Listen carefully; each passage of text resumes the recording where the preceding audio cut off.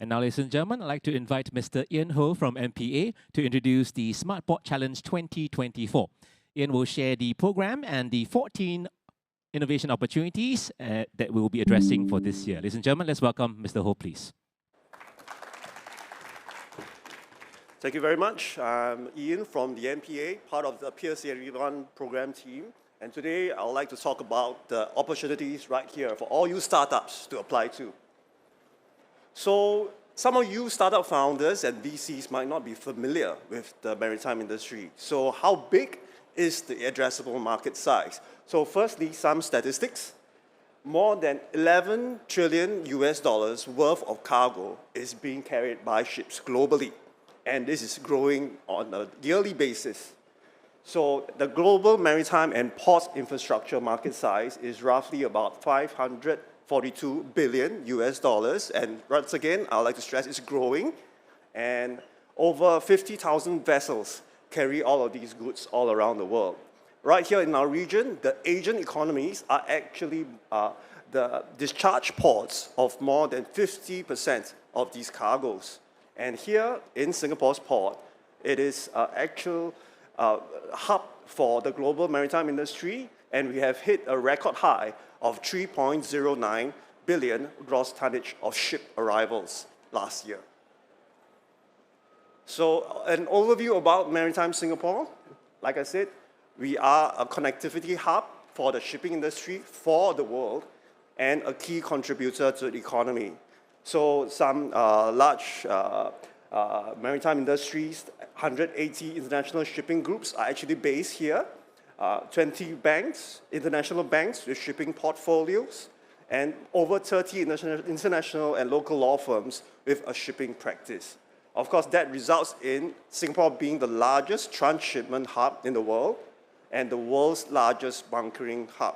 So basically what it means for all you non-maritime folks out there, it means that Singapore is the largest petrol station for ships for the world. So basically 1 in 4 of ships around the world come into Singapore to top up their petrol, get some food, get some water, and sometimes they do a little bit of crew change. So that is what is happening on a daily basis in Singapore's port. And specifically today, the maritime tech sector is estimated to grow right here in Singapore to estimated 4.8 billion US dollars by the year 2030. So it's definitely an exciting time to be an entrepreneur here in Singapore for marine tech. So for the PIER71 program, PIER71 is not just a physical space, but actually what it stands for is Port Innovation Ecosystem Reimagined at Block 71. So what we are trying to do here is to help all of you founders gain product market fit. So how do we do that? So firstly, we would like to help you find your blue ocean, your new area where your solution can meet the challenges. And how do we do that? We bring aboard a landing pad where your startup can base themselves physically in a sponsored residency. And through our extensive networks of domain experts and industry experts, we can help you to get to your destination. And in the process, there's also a huge community of alumni startups, other founders who have already succeeded, and they will be able to exchange information and experience in this process to help you along in when you face crisis and you face challenges. So this year, we are actually bumping up quite a lot of supports to our startups, specifically for MPA's grants. So this year, we have up to 100,000 Singapore dollars worth of proof of concept grants for customization of solutions for maritime use, and up to 250,000 Singapore dollars worth of new product development grants that's available for all startups to apply. And for the actual prizes of SPC 2024, we have up to a total of 18,000 Singapore dollars for the top 3 prizes, and we are also coming up with corporate sponsored prizes to be disclosed later. And for the corporates out there, the maritime corporates especially, who are interested in being some of these sponsors, please get in contact with us in the team, and we'll be happy to bring you aboard as well as one of the sponsors. And specifically, like we've mentioned, the landing pad, so that's a physical space to house your early stage startups, and we'll actually give you a period of time where you'll be able to be landed there rent-free. And secondly, MPA has a maritime data hub where you can tag on some of these free resources and you can build on the database and build on your solutions based on that database. So the last particular solution that MPA supports startups is through regulatory sandboxes. So what we have already done, this is not something new, what we have already done is, for example, for our drone startups, we have set up a sandbox for some of these interesting drone startups to trial their drone solutions, and we are in the midst of helping them to commercialize some of these solutions right now. So this has already been done, it's not something new. So autonomous vessels, that's something that's in the further way in the future. So besides all the self-driving cars that you see on the roads, we are also moving towards autonomous vessels in the industry in the future. So that's something that we are looking towards, building another regulatory sandbox, and many, many more. So these are actually some things, some frameworks that MPA is helping the startups to scale up their solutions. So these are the friendly King Kongs, if I must say. Yeah, hearken to Anne's comment. So we have found some of these great corporates out in the industry. They are friendly to startups. They are willing to try out their solutions, and they're opening up their vessels and companies to test bed their solutions. So if you're a corporate out there, once again, if you'd like to join us on this journey this year, please let us know. We'd be happy to bring you on board as well. And also the ecosystem partners, the associations, especially the SSA, SMI, SMF, SLA, SASS, and ASMI. These are all the industry associations that are closely linked with our program and the ecosystem. So through this program, all you startup founders will be able to get engaged with all these top-tier veteran experts of the industry, and you will be able to guide your startup to the right destination. So let me move into the actual challenge statements of this year. So firstly, maritime decarbonization. So I would like to say that this is actually a very, very hot topic right now in the industry. Many, many companies are looking at it, not just corporates, governments, NGOs, and other VCs all over the world are looking at it. So with regards to Singapore, like I said, it's a giant petrol station for ships. So we are definitely looking at the next generation fuels. So a couple of next generation fuels, for example, are ammonia. So what we would like to look for this year is that how can we look for early detection solutions and efficient management of ammonia leaks, for one. Second, one that MERS publicly said that they are pushing into is methanol. So how can we ensure that the crew handles the methanol safely as a fuel and with the latest safety tech?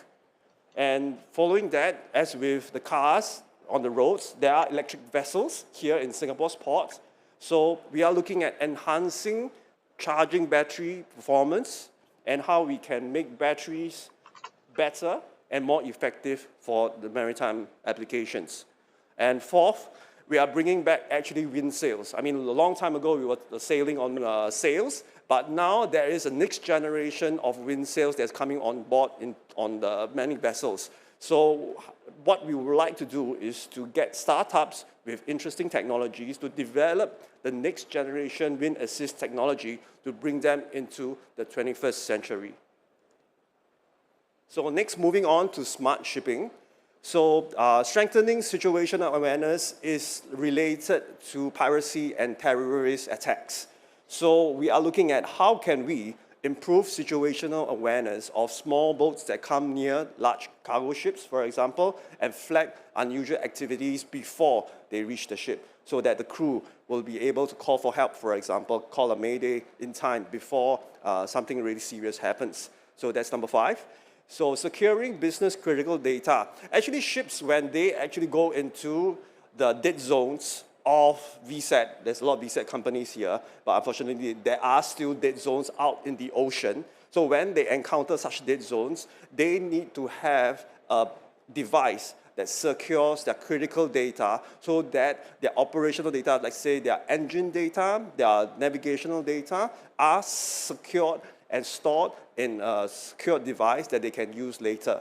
So this is something that we have been working with some VSAT companies to work on.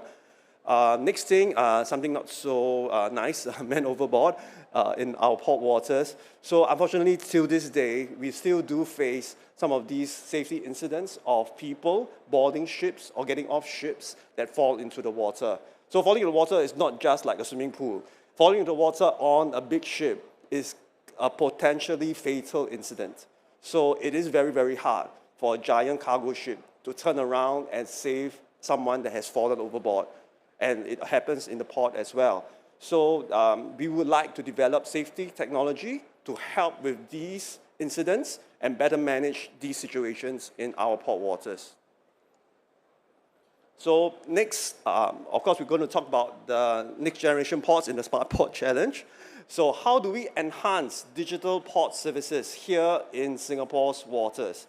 Port waters. So how can we improve connectivity for digital services in port waters? What it means is that, yes, there's already a plan to introduce 5G in the port waters. However, there are certain interference zones, like for example, when a large ship comes alongside with a small launch boat or bunker barge, there will be some interference as well for the signals. So these are the areas where we like to resolve some connectivity issues so that digital services can go on unimpeded. Next, with regards to, this is specific to PSA's autonomous vehicles, autonomous guided vehicles. So how can we help the autonomous guided vehicles improve their performance and in terms of really bad weather, as you can see recently, there has been really bad rainstorms and sudden changes in weather. So how can we help these autonomous trucks improve their efficiency in the port? And building a circular economy, this is a very straightforward thing, that how do we reuse the waste that is coming off of ships, like mooring ropes and other things. Shipboard sensors for hovercraft is something that MPA is looking at with regards to enabling a sensor fusion solution, for example, on board a hovercraft, so that they will be able to capture some of these data points and eventually spread it out into the potentially the Maritime data hub to be shared throughout the rest of the ecosystem. And this is something that the MPA ourselves are looking at. Finally, MPA is also working with PSA Marine and other industry partners to look at remote pilotage. So remote pilotage is basically trying to make a pilotage solution less manual. And we are trying to improve it through autonomous solutions in terms of the pilotage inside the harbor. Finally, the last two statements are related to cybersecurity and charging visibility. So cybersecurity is a burgeoning problem for the maritime industry. We've seen ports, we've seen various vessels being hacked by various hackers in recent years, and with the great event of Starlink coming into the vessels, this will be an even bigger problem in the years to come. As we have gone on land from the dial-up to the broadband era right now and fiber broadband. So similar challenges face the maritime industry right now as we increase the bandwidth and increase the latency. So as a result, there will be increased risk for these devices on board. And finally, improving charging visibility and predictive modeling. This is more of making sure that our few charging ports that are available in the harbor are used efficiently, and that the electric vessels go to the right place at the right time to charge their vessels. So please join us on this journey. Head to our website, and if you have any questions, please approach our friendly colleagues over at the booth later, and please join us for this journey this year. Thank you very much. Thank you very much, Mr. Ho. Thank you.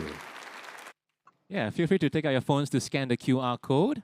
Yeah, scan the QR code. And also our deadline over here is 8 July 2024, 5 p.m. All right, so let's scan the QR codes to get more details.